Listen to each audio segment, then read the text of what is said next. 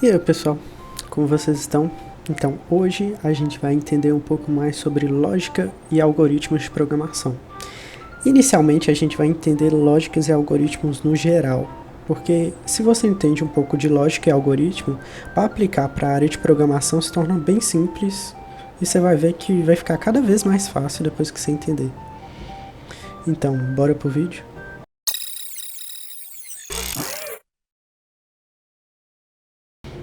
E aí, pessoal, sobre lógica e algoritmo de programação, quero que vocês comentem o que vocês estão achando da série, o que vocês entendem por lógica, algoritmo, ideias que vocês sacam.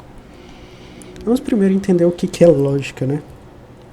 Lógica tem dois principais significados.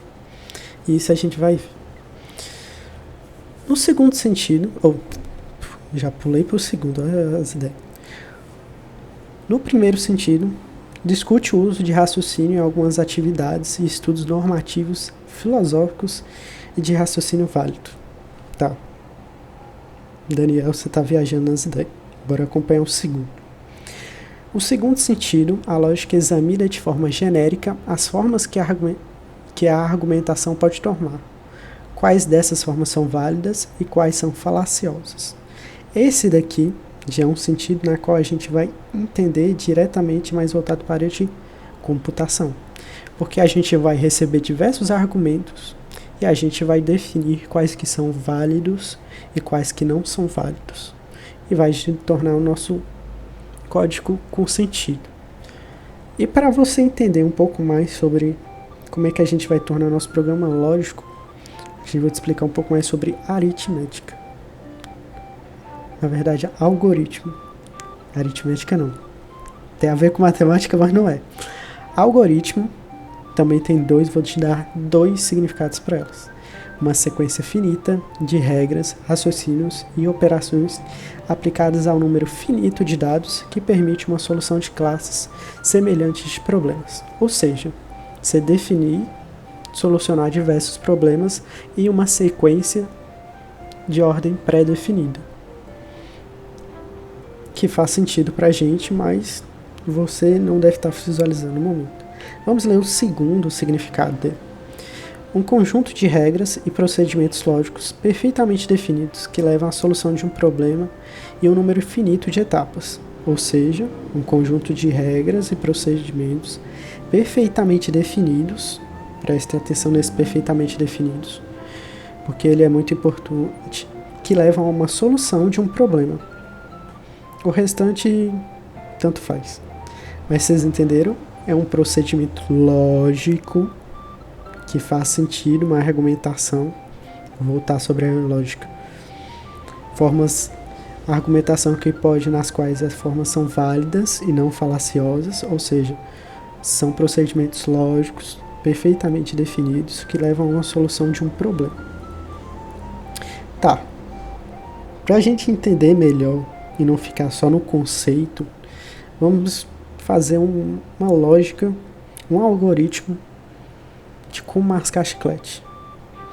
Você já mascou chiclete e você já viu que não é uma coisa muito difícil, nada complicado. E aqui está o algoritmo de mascar chiclete. Você pega o chiclete, retira o papel, masca ele, joga o papel no lixo, depois que acabar, joga ele no lixo também. Imagine se a gente não tivesse ordenado esse sentido. É possivelmente que esse algoritmo não se torne lógico. Vamos pensar que é o seguinte: eu pego o chiclete, jogo no lixo, depois eu masco ele, retiro o papel, pego o papel, jogo no lixo, depois eu pego o chiclete. Você vai ver que não ficou uma coisa legal de se fazer. Você pode até fazer, tem até sentido, mas não é o que a gente quer, entende? Fica muito confuso na ideia. E às vezes, em vários programas, ele não pode ter nem lógica. Agora vamos para um algoritmo na qual a gente vai, inclusive, fazer esse algoritmo, só que em C++ mais para frente. Que é o algoritmo para você somar dois números. Primeira coisa, você insere o número 1.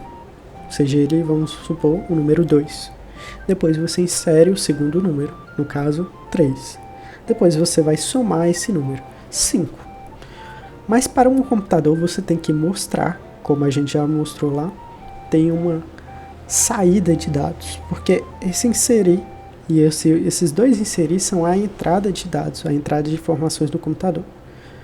Esse somar de dados é o processo de pré-processamento.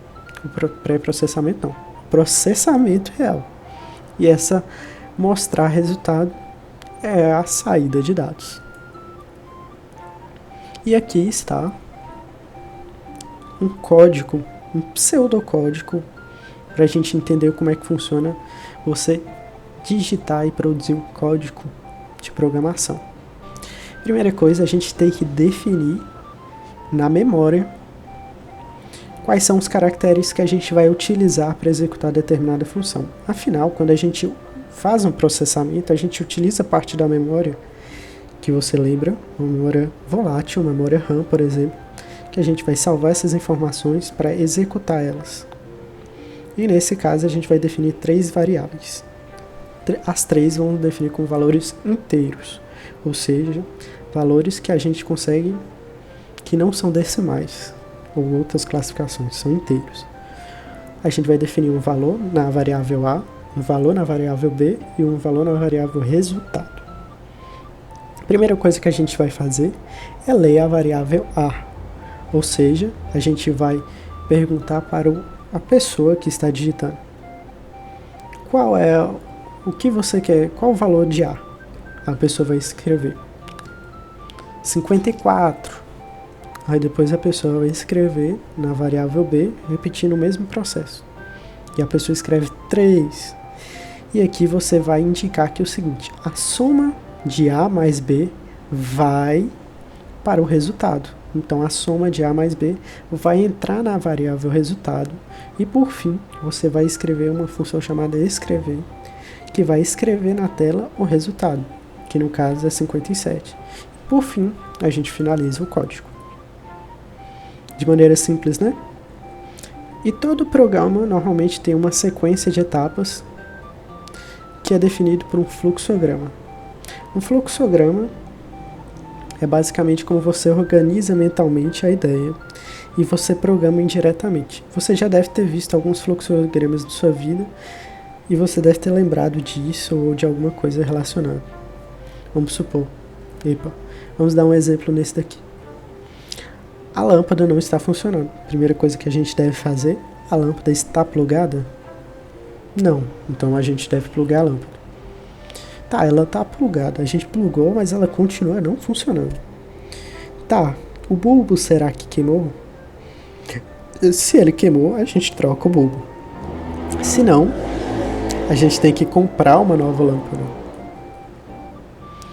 E agora a gente vai entender um pouco mais sobre como funciona a lógica de programação por meio de alguns exercícios que vocês vão fazer e vão escrever aí nos comentários como a melhor forma de resolver essas questões. A primeira é elaborar um algoritmo, e não um pseudocódigo, de 3 diferentes atividades que você faz, 3 dias que você faz, em 15 passos. Daniel, 15 passos, isso tudo. Vou te falar, 15 passos você vai fazer, você não vai chegar nem no café da manhã seu.